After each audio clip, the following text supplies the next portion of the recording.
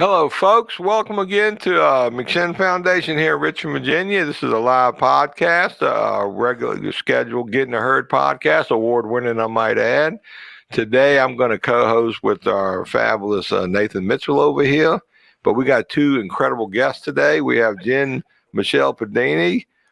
She is the development director of the NORML, National Organization of NORML, and she's also the executive director of the state chapter.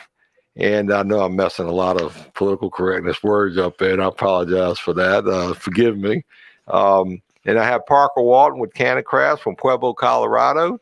And I'm going to let them introduce themselves, and we'll get Nathan to introduce himself. Jenn, we'll start with you. Thanks, John. So I am the development director for the National Organization for the Reform of Marijuana Laws, or NORML. I live here in Virginia, and so I also serve as the executive director of the state chapter, Virginia NORML. And for the rest of our panelists, I use they, them pronouns. Very good. And we're going to have a great conversation about the new laws taking effect here July 1st in Virginia.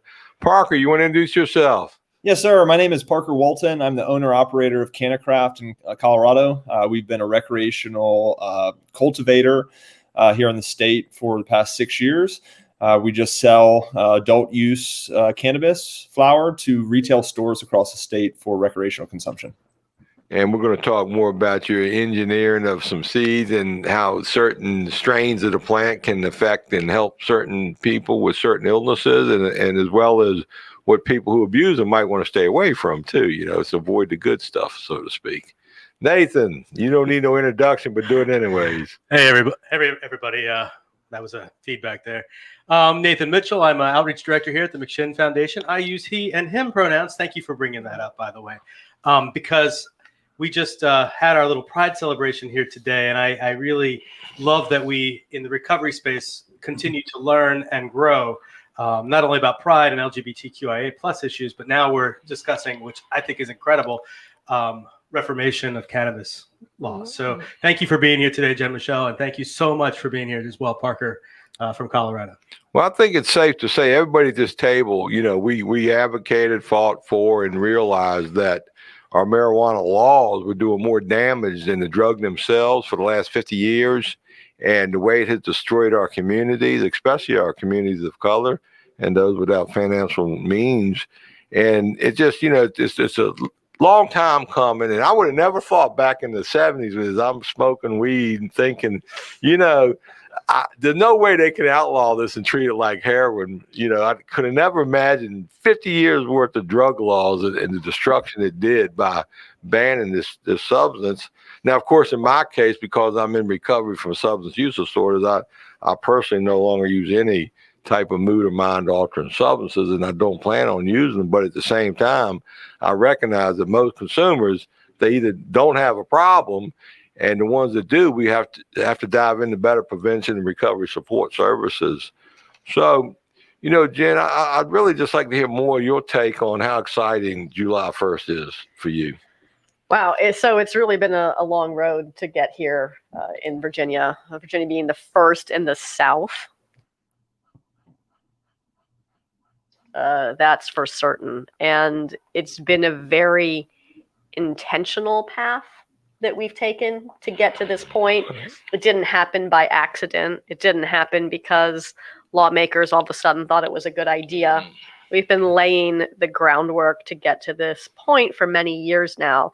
So not only is it an incredible victory for NORML, but I think it's really a significant victory for Virginians. And Virginians were very clear this year in demanding that legalization take effect in 2021 and not be delayed until retail sales could be enacted. And I think that's, was a really important change that needed to be made in this law. And it is exactly what has happened in every single state that has legalized. There has been the date of legalization for possession. And then many months later, generally about 18 months, that's when retail sales begin. Because really, how fair and just would it be for the state to say, you know what, we're going to make this legal. But until we figure out how to best make money on this, we're going to continue to criminalize people. Yeah, keep crushing people, that's not it doesn't look good. It's a terrible public policy. Unfortunately, it's not one we're going to have to endure here in Virginia. Well, I advocated strongly for that, coming out the box. You can worry about some stuff later, but quit ruining people's lives by keeping it illegal. I was at a very conservative Riverton Club meeting last night, and I brought the subject up to this old guy, and his first reaction was, oh, my God. All of a sudden, everybody's going to be getting robbed in Walmart parking lot, like there's going to be this huge crime wave.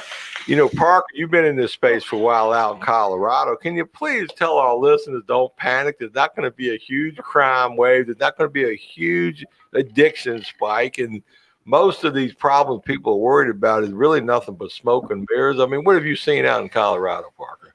I mean, not only in Colorado, but all states that have some form of adult use recreational cannabis, all these problems have actually been on a decrease.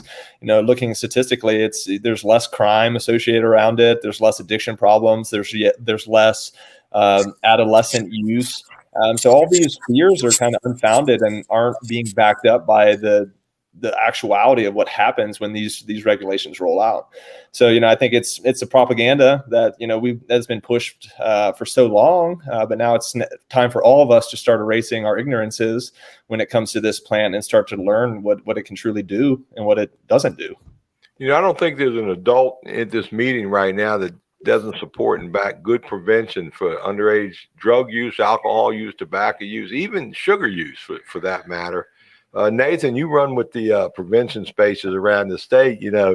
Are they got any kind of common sense plan, or are they just business as usual? What are your thoughts? Well, I know that in the space, and I'm sure you're aware too, is that what's going to be taking place now is cracking down on how the cannabis is marketed and the types of cannabis and how it's readily available, ensuring that the product doesn't look like something a child might pick up and use, or making sure that the product is safe out there. So really, Jenn Michelle, because you probably know more than I do on this, as far as protections for children, and because this is also important to me, I think for all of us, right?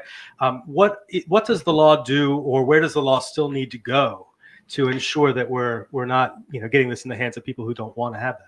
Right, so first and foremost, we did enact a very important provision this year, legalization of personal possession, so ending that criminal cycle for adults 21 and older, legalization of personal cultivation, allowing adults 21 and older some legal avenue outside of the medical program to access cannabis. What we haven't yet done is enact the other primary component of legalization, and that's regulation. That's the mechanism through which the state essentially takes marijuana off the street corner and puts it behind an age-verified counter so that it can enact common sense guidelines, laws, rules, regulations that provide for public and consumer safety. Leaving cannabis regulation to the illicit market doesn't do those things. It doesn't keep weed out of the hands of kids.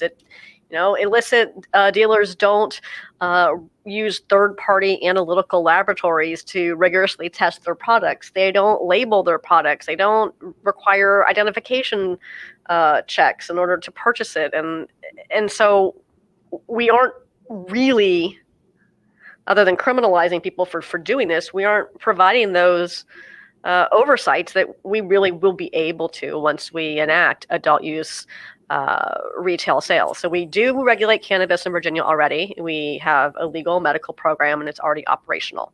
So as far as how do we regulate cannabis for consumer and public safety in Virginia, those questions have already been asked and answered. And also to the point about marketing to children or making products that, may be appealing to children, we aren't doing that anywhere in the United States. Now, way back in the early days, the Wild West of Colorado and Oregon, we may have seen some missteps, but we have long since learned from nearly a decade of that experience. So Parker, what any comments on the prevention side and kids and what you're seeing? Yeah, no, absolutely. Just as Jenn was saying, early days in Colorado, it wasn't really a thing. It wasn't anything that was really, there was no foresight in the regulation as far as how to keep this stuff away from kids and making sure that it's not marketed in a way that looks like candy, uses the words candy, things that, they could accidentally get into. I read an article about a story in Florida last month or a couple of weeks ago about a child who just got into something that just looked like candy and started eating it. So I think since those days, Colorado's had a big push to make sure that they're eliminating the possibilities of people being able to market it in those sort of ways, eliminating the use of the word candy, any sort of cartoon characters in your logo or in your packaging is not allowed any longer. Which I think no more Bud Light years, no more Bud Wheatley or something like that. Exactly. I remember the alcohol industry and tobacco industry. They had Joe Camel, Bud Light. Like you guys, I know you learned from it. Yeah, no. So it's come a long ways here in the past couple of years in Colorado. So you don't see nearly those products on the shelves that are appealing to kids, that almost are directly trying to market straight to children. I mean, I remember growing up with cigarettes. That was a big thing for in that industry. Yeah, so we got some questions rolling in here. People want to worry about I guess smoking weed and driving. And, you hear where there's been more driver impairment and whatnot. And to me, like, I remember when I used to smoke weed, if anything, I slowed down. I'd be driving 35 on the interstate or something. But what's the driving situation? Parker, you go first. I think it definitely affects everybody differently, like most things. And it's something that we have to be ahead of so that it doesn't create the problems. I've had personal experiences as a cannabis user. I tend to drive much slower anytime that I found myself behind the wheel. I think the problem that is associated with it is that cannabis is going to stay around in your system much longer after use as compared to something like alcohol. So a lot of tests to date have had trouble being able to determine if you were high in the moment or you got high last night before you went to bed and it's still in your system the next morning when you're driving to work. So that there's some big questions to be answered in that sense. I think it's something that's to be taken seriously for sure. Anything that it alters your mind and your thinking, you have to be aware of what exactly it's doing when you get behind a motor vehicle. I think that's just safety first. But we have to make sure that we're progressing the science of understanding this plant and how it's affecting our bodies before we start implementing tests that are creating false positive situations for somebody that smoked 2 days ago and is not high when they got pulled over, but for whatever reason, that test is showing that that they have cannabis in their system still. So there's a lot of science and education that we still need to do for ourselves and understanding a lot of the effects that cannabis has on everybody's endocannabinoid system. Sorry. It affects everybody differently. So I think it's a lot of research yet, a lot of research and understanding what exactly is going on before we start to implement too many regulations that don't fit. Yeah, Jen, how do you overcome the public safety outcry this year in the General Assembly or previous years? And I see this every time I see an article. What about driving and impairment and the public safety? Clickbait headlines are fun, but they don't really hold water in a policy debate. And I really like Robert's question. Thank you for that. So in regard to what cannabis legalization will mean for traffic safety, so we were very thoughtful in our research in the Virginia Marijuana Legalization Work Group, as well as when JLARC, the Joint Legislative Audit and Review Commission, conducted their study on how Virginia should best go about legalizing cannabis. And there was direction to examine the National Highway Traffic Safety Administration's 3 studies on cannabis and highway safety impacts. And so we weren't just glossing over this. We weren't, taking reefer madness headlines and saying, oh, look at this. We're looking at what NHTSA says and what NHTSA's 3 studies have said and what your tax dollars have paid 3 times now for the federal government to get people high and have them operate motor vehicles and see what happens. And NHTSA's analyses and studies are time and time again indicating that we are not seeing, an uptick in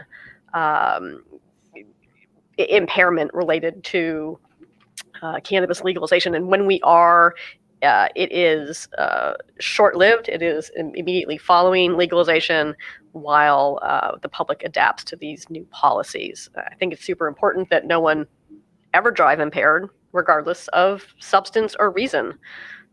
That's first and foremost. And as far as when it comes to accurately assessing impairment, which is the right word, Robert, impairment, these tests already exist. What they aren't, though, are blood tests or urinalyses or breathalyzers, right? These can demonstrate consumption, but they're not demonstrating impairment.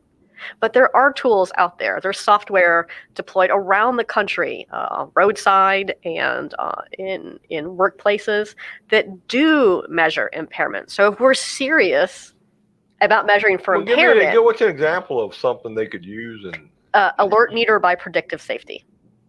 That's a product what available the today. hell is that? Break that down So for me. it's software that can be deployed on any smart device, and often in a let's say an industry environment, it is a new employee comes in and they do a baseline. So we know presumably when we just hired you, you didn't come to work drunk. So we're going to take a baseline measurement. And if you get hurt on the factory floor, you're immediately going to go take the test on the smart device that's nearest to you. And then if it indicates some sort of impairment, is going to measure impairment regardless of substance or reason, then you can move on to more invasive and more expensive testings of fluids to see what might actually be going on. The same thing could be done even without a baseline measurement. It can be deployed roadside to see if, maybe you were. So any consumer can get an app on their phone and Well, consumers have access to apps like this too. There's an app called Druid that a consumer could access. But as far as industry and law enforcement, they're allowed. The problem, the bureaucrats and politicians want to wait till they can monopolize something, own it, and charge tax money on it. I think it's more about not being serious about whether or not someone's impaired, and more about creating special prosecutorial tools because they're clinging to this old and terrible policy that they've relied on for so many years. A cudgel to keep beating people up. Right? Man. Are you concerned about impairment, or are you concerned about continuing marijuana prohibition? Right, that's some stuff, man. Yeah. So here we are. July 1st. People can grow their own weed and do their own thing, but it's illegal to buy, sell, and trade anything, plants, seeds, little plants or whatever. But you can give seeds away as of the first. Sort of, not really. Not really. How does that work? So there's a new section of code that's taking effect, and pay close attention to the language because it's really important that we use the right language. We have a law taking effect that's called adult sharing. So adults 21 and older in private, not on the sidewalk in front of a store, not inside of a business, but adults 21 and older in private can share with each other up to 1 ounce of marijuana without any remuneration. So just like I could have someone over for a beer or a glass of wine, if they're 21, you could have someone over and share with them up to 1 ounce of cannabis in private. What you can't do is sell someone a t-shirt and then give them marijuana with it. What you can't do is give away seeds in front of a store. And but you can give seeds away in private. In private. But you can't sell them in private. Nope. Can't distribute. No remuneration. No, any of that. Parker, what? I mean, you're in the industry, right? I mean, how are you supposed to break into these other states' industries without regulations and policies and who knows what? It's hard. It's hard as a recognized business entity trying to expand our operation into new states because so a lot of this regulation, a lot of this language is very, very confusing.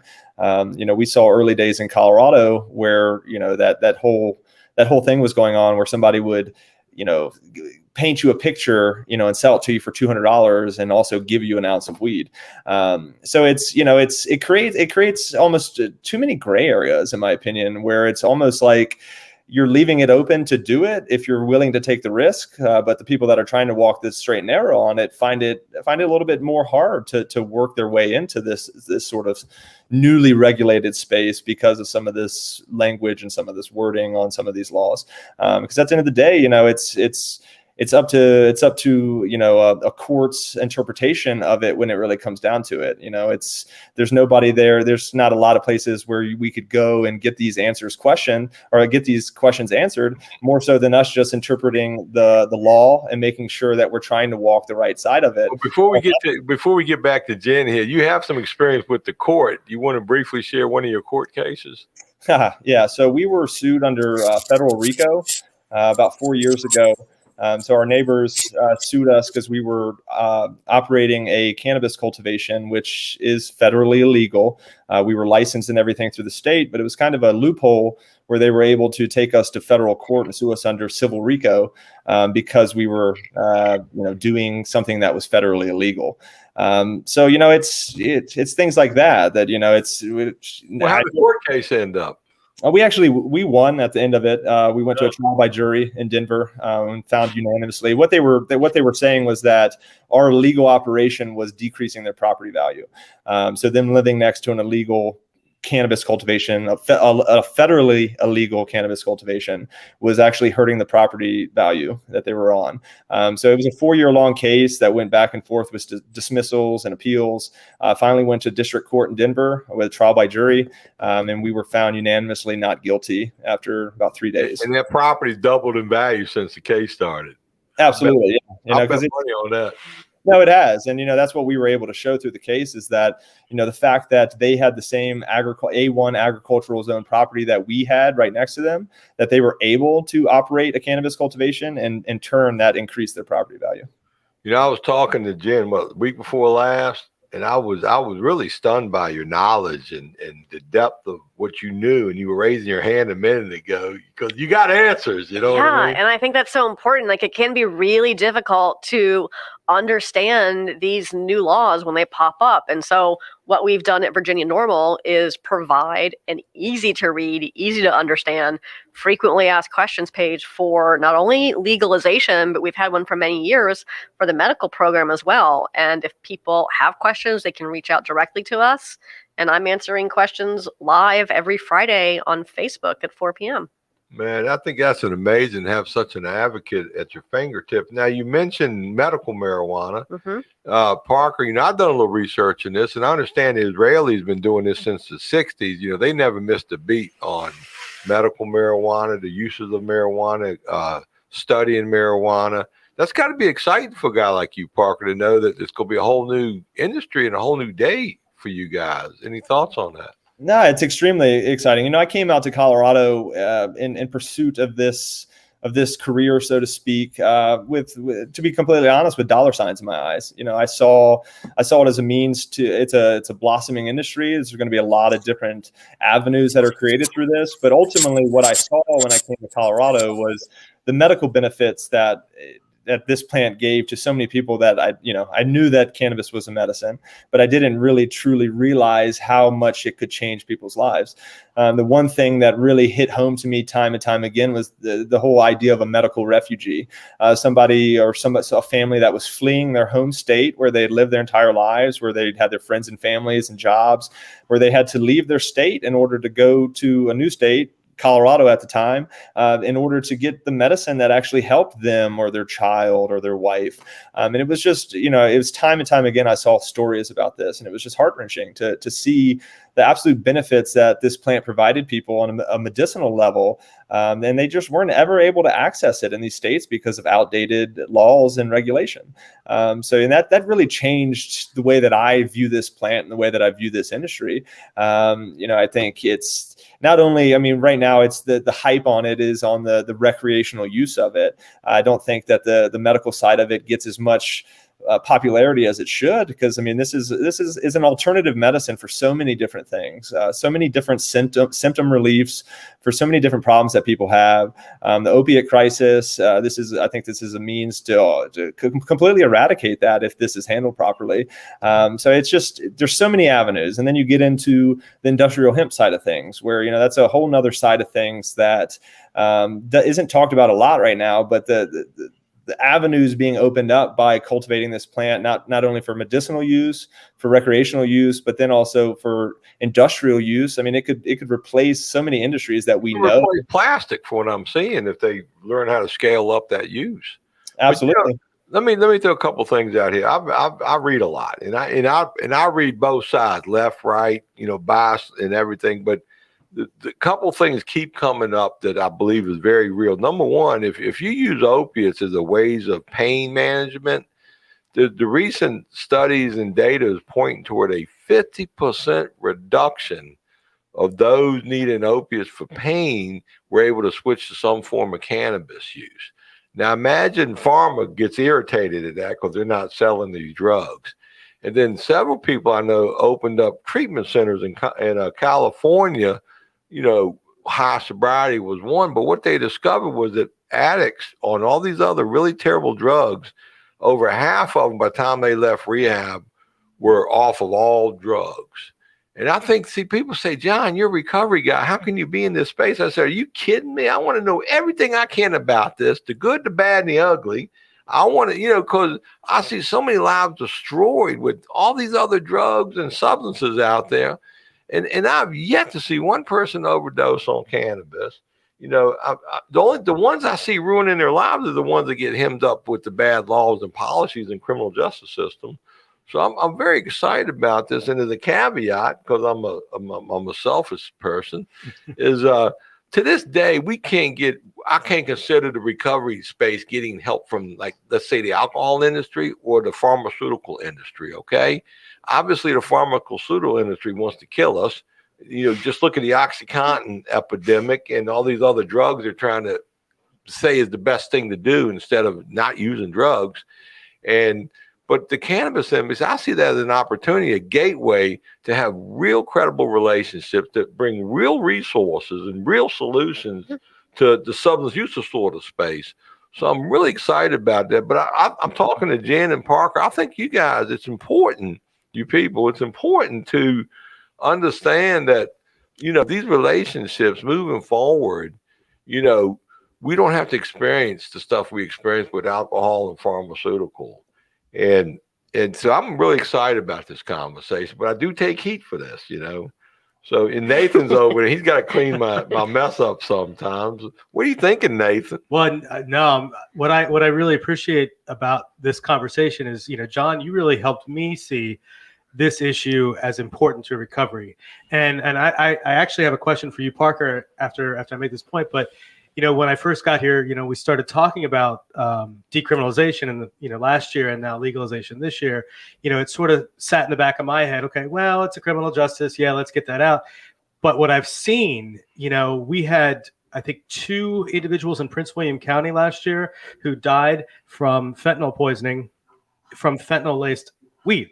You know, and so what I'm seeing is, you know, that's becoming a problem across the country. And so when I saw that, I realized, you know, wait a second, we need to take care of the criminal justice aspect. You know, when I looked at the figures for when we're talking last year, you know, 3 out of, what is it, 3 to 1 individuals who are arrested for marijuana possession are people of color. Is that a number? Yeah, it's upwards of 4 to 1. 4 to 1, yeah. I mean, which is ridiculous in Virginia, right? And of course, we see that across the board with substances. You know, not just weed. We see that, you know, people of color being disproportionately affected by substance use, well, by being affected by bad drug policy. So recognizing that when we can regulate the product, when we can get the criminal justice system out of it and get help to the people who actually need the help, and not just criminalize the people who are just using it medicinally or using it recreationally, then it becomes a recovery issue. It becomes a very important recovery issue. So I wonder, for both of you, and Parker, because you're out in Colorado, how has the recovery community embraced what Colorado has done, and how about here in Virginia, other than us, of course, you know, how has the recovery community embraced this new normal? Parker? You know, it's kind of strange because it's in Colorado, you know, there's no taboo associated with whatsoever. So it's kind of hard sometimes to think about, you know, comparison of back in Virginia. You know, I was born and raised in Virginia, you know, comparatively to Colorado, it's not even a thing. You know, the use of cannabis is just a normal way of life in Colorado for a lot of people. In a lot of places it is. And it's become, there's no taboo associated with it. So in that, you know, the recreational use of it, the use of it for whatever benefits that it might provide are really just open to anyone's interpretation and how they feel about it. And there's really no backlash on it because it's such an accepted thing. And I think that's important. I think that, you know, and that's helped by regulation. The more people that see it around, you see dispensaries on the corner stores, you know, you see more and more people talking about it. It just becomes more natural in society, just like alcohol consumption is. You know, most people don't even know what it means to have fun, to go out and and have fun with their friends without drinking, consuming some sort of alcohol. Where, in Colorado now it's becoming more of it's been more of a thing where it's more socially acceptable. So all those sort of things, as far as use and recovery, there's never been I've never seen anybody really putting their nose up at it or making a big deal about it overall. Yeah, I would echo that largely. I think that the recovery community has long known this and has long embraced this as a harm reduction method. I would juxtapose that with the substance abuse industry, which has much different opinions. Also, I have to go back to what you mentioned, because I do remember those stories about Prince William County, and I responded to this accordingly. And what I've asked for repeatedly is, can someone please provide a toxicology report that demonstrates that is in fact what happened? Because we do hear this, now the marijuana is going to be tainted with fentanyl claim a lot. And we've yet to actually see any real base to those claims. We might consider, was someone arrested, and what did they say they had consumed? So I don't want to perpetuate reefer madness myths unintentionally. Right. So by all means, if there's a tox report, you just go ahead and send that our way. We'd love to see it. I've never seen fentanyl poison in a Suboxone strip or a beer or wine, unless somebody a one-time use did it. You know what I'm saying? Right. So I imagine with the legalization and tracking of marijuana that goes away. I mean, to be fair, we haven't seen that at all. Right. We've heard wild, unsubstantiated claims, but we haven't actually seen that happen yet. And somebody might be a car wreck. They got THC in their system, but they might also have alcohol in it, methadone in it, and other substances too. So it's really, a lot of it is myth, a lot of it is hype, it's hysteria, and it's driven by special interest and political naysayers. So I think we all have an opportunity moving forward to really clean up what's real and what isn't, and get the media to understand that and report truthfully. So I'm excited about that future. I think Jamie has a really great question. He does, and I was looking at that, and Jamie, you asked the question, how will this affect the Recovery Society when using it as a MAT? And right now, these, from what I'm seeing, like we have an addiction doctor, and he's all about doing a prescriber, a card, but the doctors, they want to protect their license and their credibility. So they're going to be very, very conservative and I would say somewhat strict. But at the same time, if you're just a consumer that can, go in and get weed legally, and all of a sudden half them people aren't going to be wanting these other drugs, I think that's a big hit myself. Now, of course, farmer ain't going to like it because they want to sell the drugs. That's neither here nor there. So as you and I were talking about, there are some really good studies that are reflecting the usefulness of medical cannabis therapies for those who are using that. That's right. And so if you're, paying $2,000 for that person to get the first shot, and you already know at least half of those people are not coming back for the second shot. Right. When you allow them to access medical cannabis, not even provide it, but just allow them to access it, you're getting a much, much, much higher return for that second shot. Nearly everyone is coming back, and you're getting better outcomes as far as opioid cessation altogether. So it really does make sense. They need to hear that. Now, does Medicaid pay for medical marijuana? Medicaid doesn't. We are exploring how we might be able to address that at the state level, but it's not covered by insurance in the United States. I think it's really important to scale that up. And Robert made a statement earlier saying that the somebody in the one of the big dogs, I think that was it right there, Clarence Thomas with the Supreme Court, says that federal laws against cannabis may no longer be necessary. Parker, what are your thoughts nationally as far as the federal laws go? I feel, going through my RICO case, I have a certain feeling on all of this. To be given a license to operate in Colorado, and then to be able to sued under federal RICO for doing that, really left a bad taste in my mouth. And I think that Clarence Thomas came out with that just a couple days ago, actually, and that really got me excited, because I think it's I think it's a step in the right direction. I think a lot of things that he said, basically saying that if the federal government's going to allow the states to be guinea pigs, not his words, those are mine, guinea pigs for this sort of movement, then, they should have more responsibility and skin in the game as well. And they shouldn't be able to continue to prosecute people the way that they are because of it. So I think it's a huge step forward for the Supreme Court justices and stuff to really start to look at this stuff and to say, does this make sense on where we are? It's very scary to kind of see the federal government's stance on cannabis legalization with what they're allowing to happen across the country. It's almost like they're setting it up for themselves, where they're not going to come into it until they know that they can control everything from A to Z. So they're kind of sitting back and seeing how all this is happening, so that when they get their chance to kind of jump in the game, that they're able to do whatever they want with it. And they can just I don't never recall Supreme Court justices commented on things like that. That's very rare that they will have an opinion like that. Yeah, that's pretty rare, but really his opinion reflects the opinion of the vast majority of Americans. Yeah. Nearly half of all Americans. And he was a conservative judge appointee, if I remember. He still correctly. is.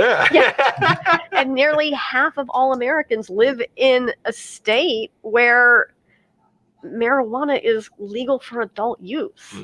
Virginia's going to join. Right. Well, welcome, Virginia. On the first. And it's really incumbent upon Congress to get out of the way of states, to remove marijuana from the Federal Controlled Substances Act and allow states to set their own policies free from federal interference. All but one U.S. state or territory has a law that is in conflict with federal marijuana policy. Now, let me. I want to throw all three of you a question, and Parker can go first, and then Jen, and then we'll go to Nathan. But I noticed that, like, after talking to Parker and getting to know him a little bit, and his brother Matthew, I feel like I'm talking to like the Jerry Garcia of the marijuana and seed industry. I say that in an artful sense. These guys are artists. They love what they do. They do what they love, but they're very educated, very smart people.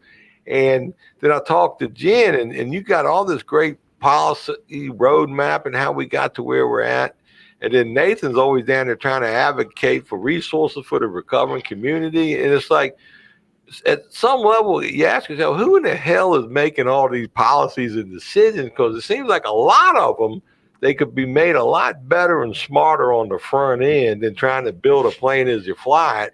And we're trying. I know, but like some of these, like this 6-tier system coming in Virginia, and the way they're trying to pay attention to each little category that might be involved, and like we got the rollout on the first, and there's some clarity on what you can and can't do, but there's still some vacuums, Mm-hmm. Well, how the hell are you supposed to do this if you can't do that? And who makes this policy up, and who's in charge? And there's like, I can't really get to the man behind the curtain. You know what I mean? There's always like a wizard or two out there. But Parker, we'll go with you first on, who should be helping with these policies and who shouldn't be helping with these policies. I think first and foremost, there has to be a strong understanding of the physiology of this plant. I think we have to talk to the people, and we have to get the opinions of the people that have spent the time working with this plant. One of the things that's been most frustrating in going through the 6 years or so of operating a cannabis business in the regulated state of Colorado, it's been really frustrating because a lot of these laws do not make sense. A lot of these regulations do not make sense to the farmer, which ultimately, I would consider myself a farmer of cannabis. And a lot of times, a lot of these regulations are just put up roadblocks in the way of producing a very good, clean product consistently that shouldn't be there. They're rules and regulations being written by people that at the end of the day just do not understand the cannabis plant. It's still so highly frustrating for me that the vast majority of people don't realize that marijuana and hemp are the same exact plant. It's the same exact plant. It's this idea of THC concentration that makes a separation there. But at the end of the day, it's cannabis sativa. That is scientifically what marijuana and hemp are. So they're the same exact plant. But here we are in this country where we have one set of regulations for hemp and then one set of regulations for marijuana. But at the end of the day, it's the same exact plant, which just opens the door for so many gray market, black market sort of transactions that just don't need to be necessary. It's just a complete misunderstanding of the science behind cannabis. So first and foremost, I think people that work with this plant, that have a passion with this plant, that want to keep pushing this forwards, that have experience with it, those are the ones that should be consulted on this as experts.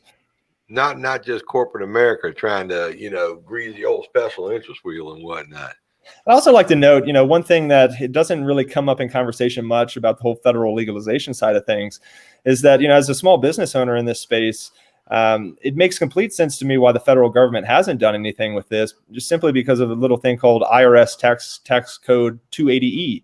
And 280E, anybody that wants to do a Google search on it, it does not allow cannabis operations to operate as a normal business. So we have to pay taxes as if we were an illegal gambling operation or something exactly. like that. So, we're placed into a tax code and a tax bracket and tax liability that is far more substantial than any other normal business has to overcome. So right now, the IRS is making money hand over fist on these cannabis operations. And to be completely honest, it's a little criminal. So I don't see them wanting to change that, because in the moment right now, they're making way more money off of tax revenue of it being illegal federally than they would off of regulating it. Well, I'll let the big boys dive into that. Yeah. Jen, thoughts on these policies, committees, who's making laws? Good Lord, you up in the dens. Yeah, I sure am. I'm all up in there.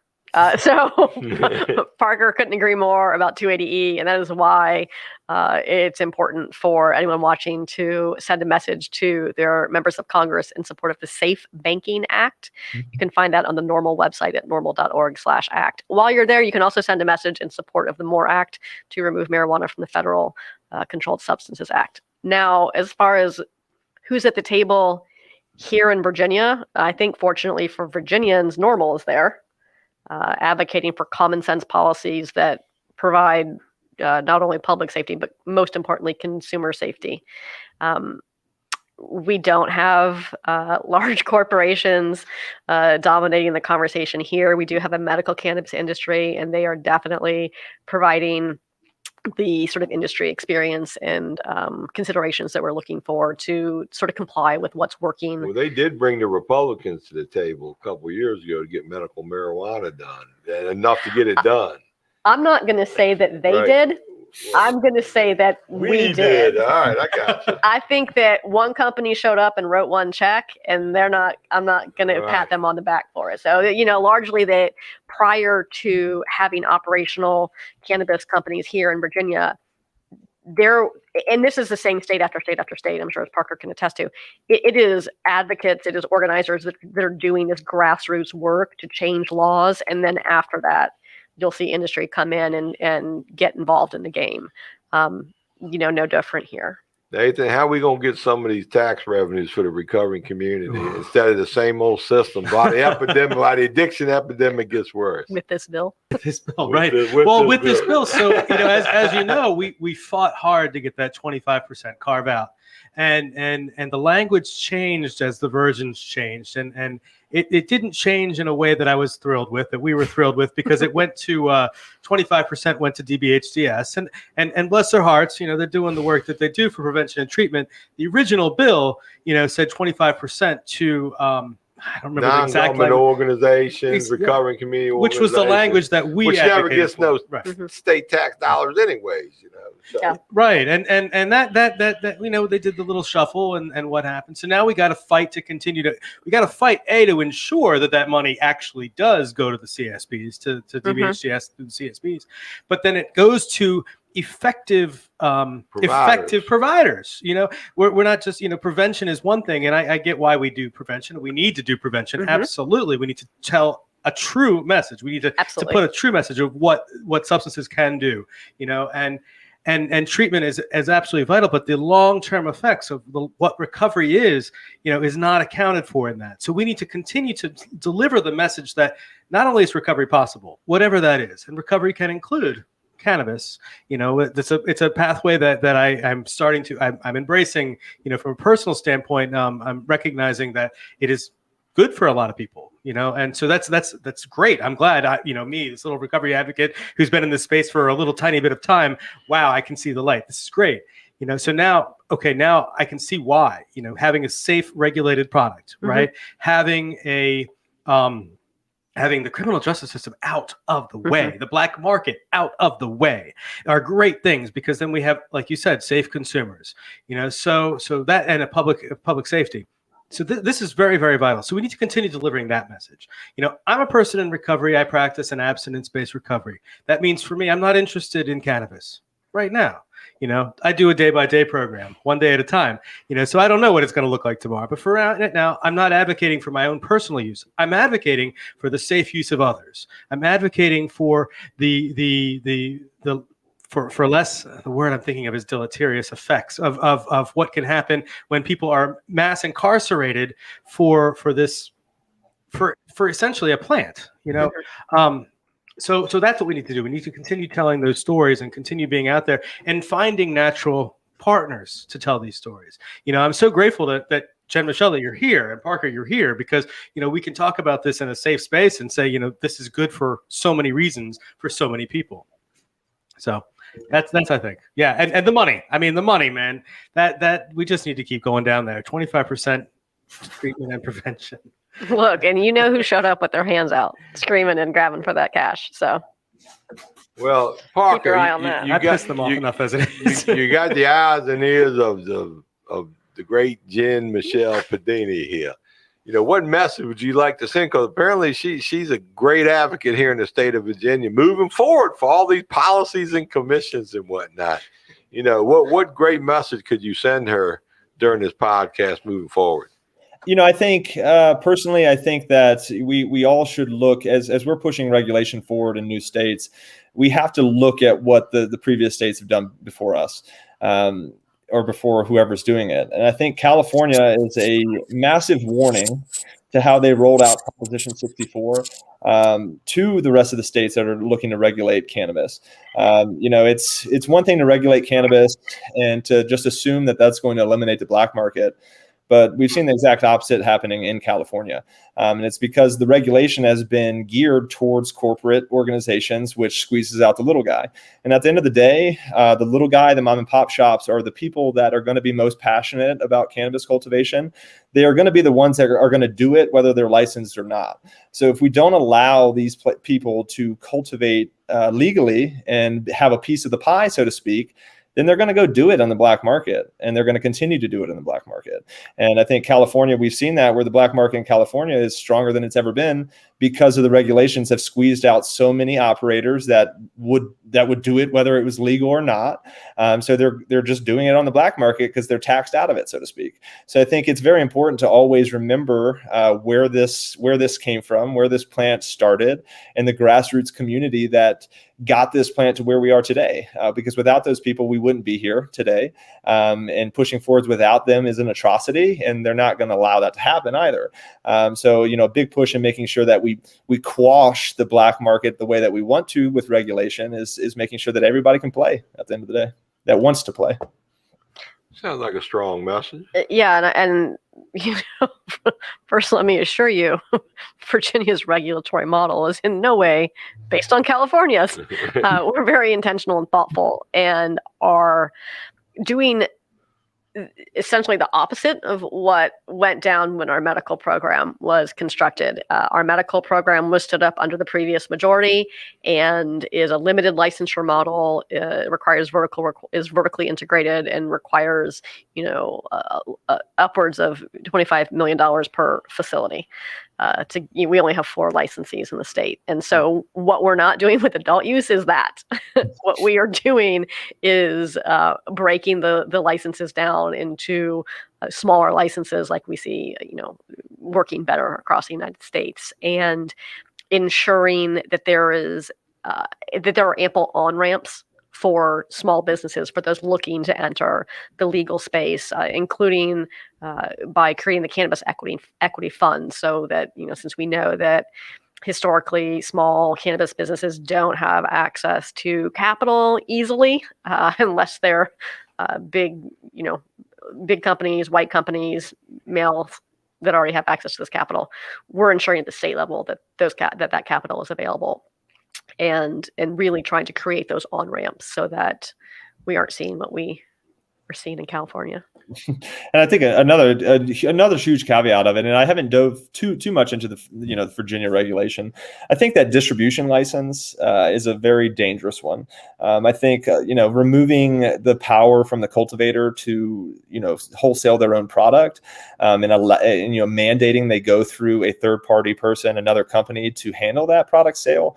I think that's a scary one, and I know that Colorado hasn't had anything like that to date, and I'm very, very thankful for that. And I think that Colorado has one of the healthiest recreational markets in the state, because they did not allow big business to come in from the beginning, and B, they allowed every business to operate on their own.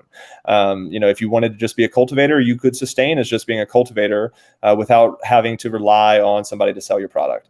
As I've just heard so many horror stories about those companies leaving the farmer out to dry, so to speak, at the end of the day. And that's the one thing I always worry about when I see that distribution license. I remember traveling in Alaska a couple of years ago, and this old community, this old gas station turned into a place where this family was growing weed in the garage bay area, and out front where the little counter was, you could buy it. And it kind of reminded me of like a winery you might run across back in Virginia.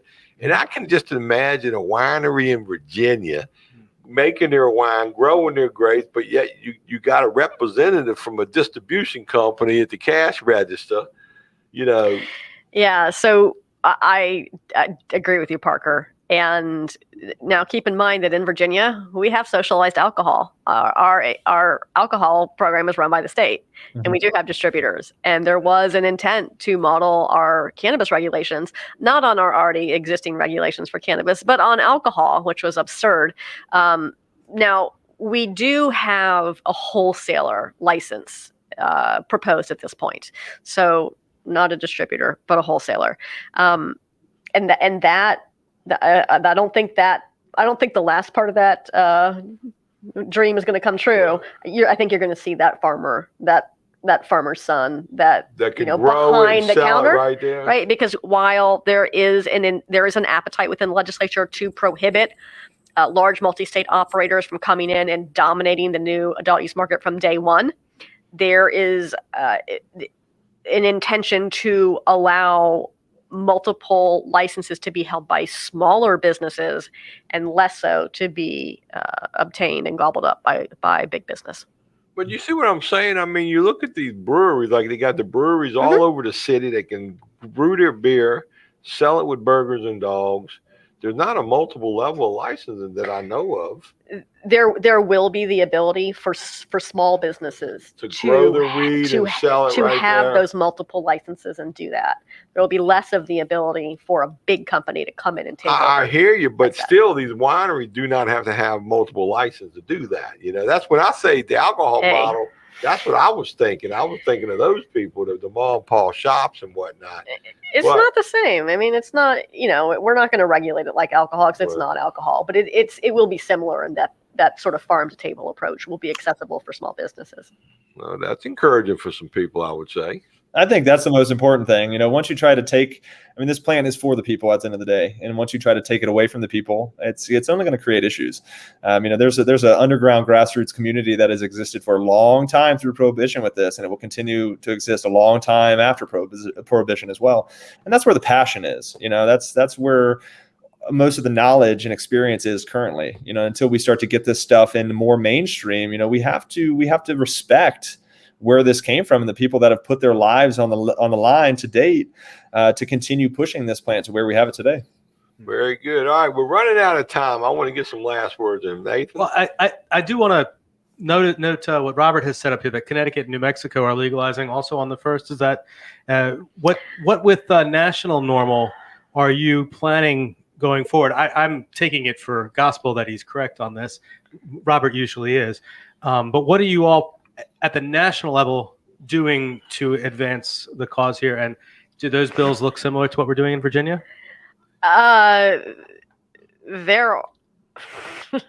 No, I mean, never is this. Never. Never. Look, it's a loaded question. I'm sorry. It really is. Marijuana laws are different state to state, to territory, to district to state. But this week it is Connecticut, New Mexico, and Virginia some states are on July 1st and some are on today, the 29th. I think New Mexico was actually today. Oh, wow. Okay. What are we doing? We're continuing to keep the pressure on Congress to end federal prohibition, to get out of the way of states, to uphold states' rights, and let states, frankly, continue to set their cannabis policies free from federal interference. Awesome. All right, gang. Well, Parker, last words. What do you got, buddy? I think, always ask questions. I have so much to say. As far as cannabis is concerned, always ask questions and never be afraid of your own ignorance. I've been a lover of this plant for a long time, and I learn something new every single day. And as regulation progresses, and as we get this out to be more mainstream, there's more scientific studies being done on it and paid for.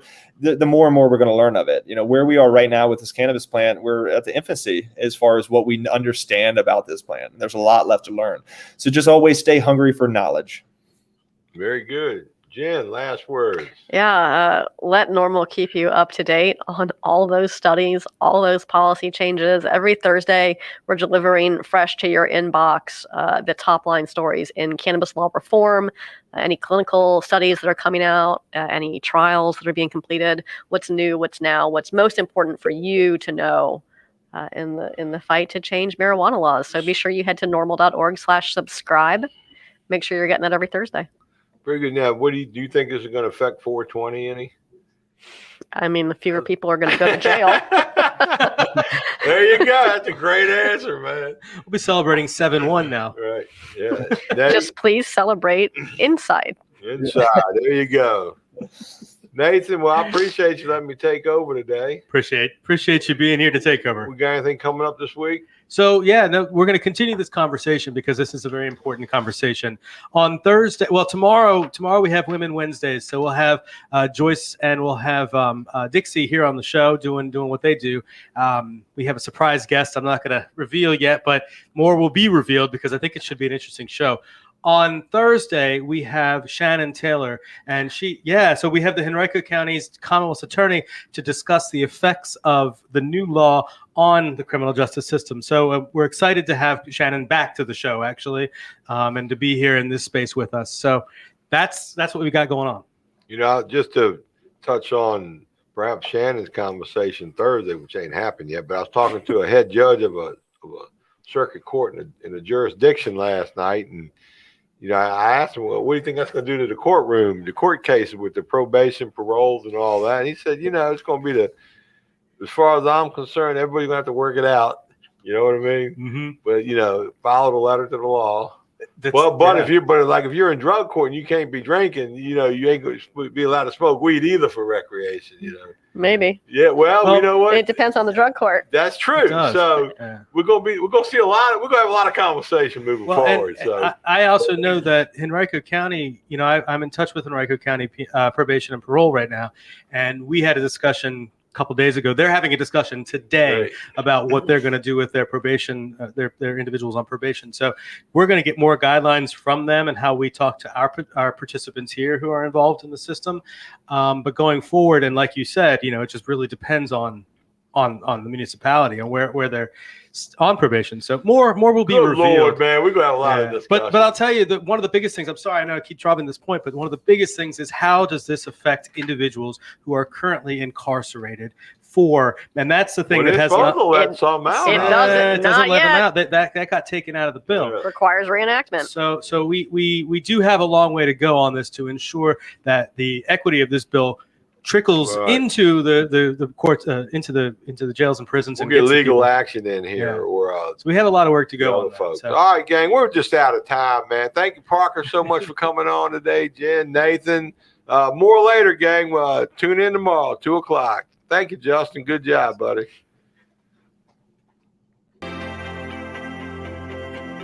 Here at McShin, we believe in the McShin way, which is authentic recovery support service providers, people with lived experience, bringing that experience to those who need that lived experience in recovery. Here at McShin, we believe in many things to support our mission. We believe in women empowerment. What I love most about what we believe here at McShin is we believe in the authenticity of the peer-to-peer approach. Here at the McShin Foundation, we believe in giving people opportunity. Here at McShin, we believe in the inherent worth and dignity of every person. At the McShin Foundation, we believe in helping people reach their full potential.